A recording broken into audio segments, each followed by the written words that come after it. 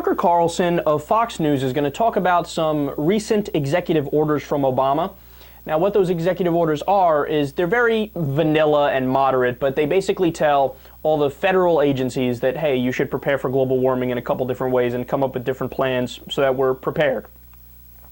Well, Tucker Carlson thinks that's outrageous. How dare you want to be prepared for bad things if they happen? Well, the stroke of a pen, the president issued an executive order that gives him sweeping control of climate change policy.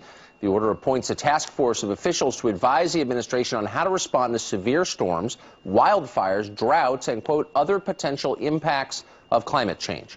Myron Bell is the director of the global warming policy of the Competitive Enterprise Institute. Thanks a lot for joining us this morning, Myron.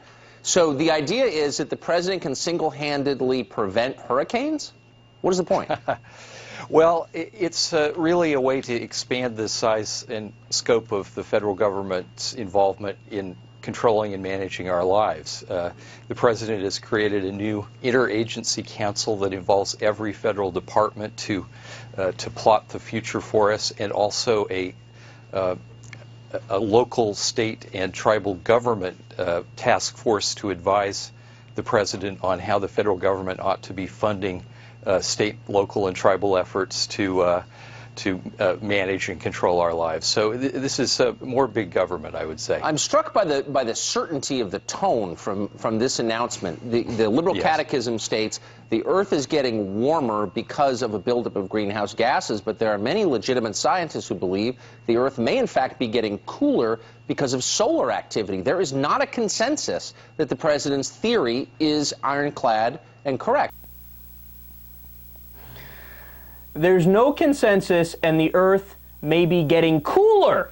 It may be getting cooler.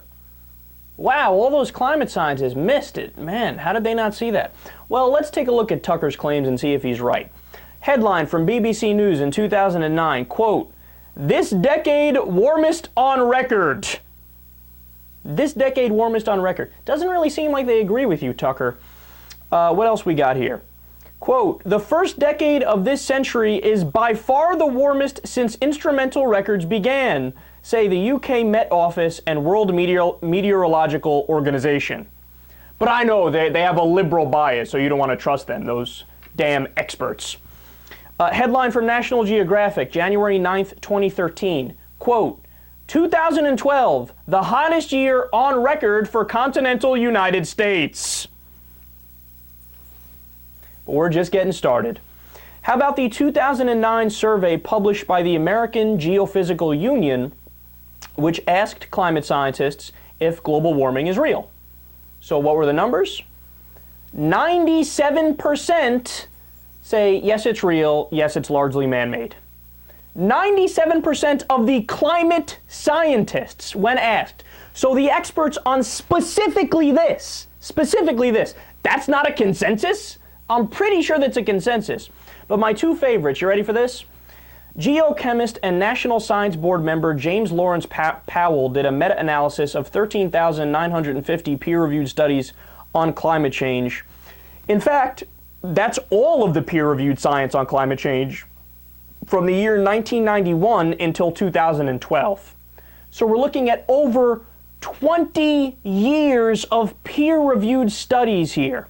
So of those over 13,950 studies, how many said climate change isn't real? 24. Show the graph.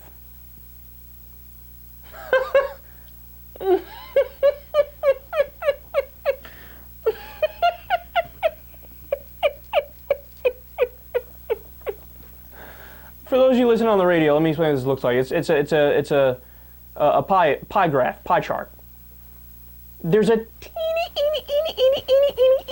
weensy little sliver that is the studies that don't agree, and about 99.8% of the chart. The overwhelming chunk of the chart is all the studies that say, yes, global warming is happening, yes, it's largely man-made.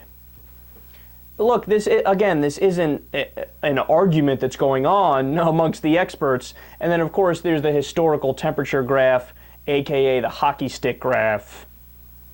where it shows the average temperature in the world going up and down, but it's relatively steady. It's relatively speaking, on about the same line, the same course.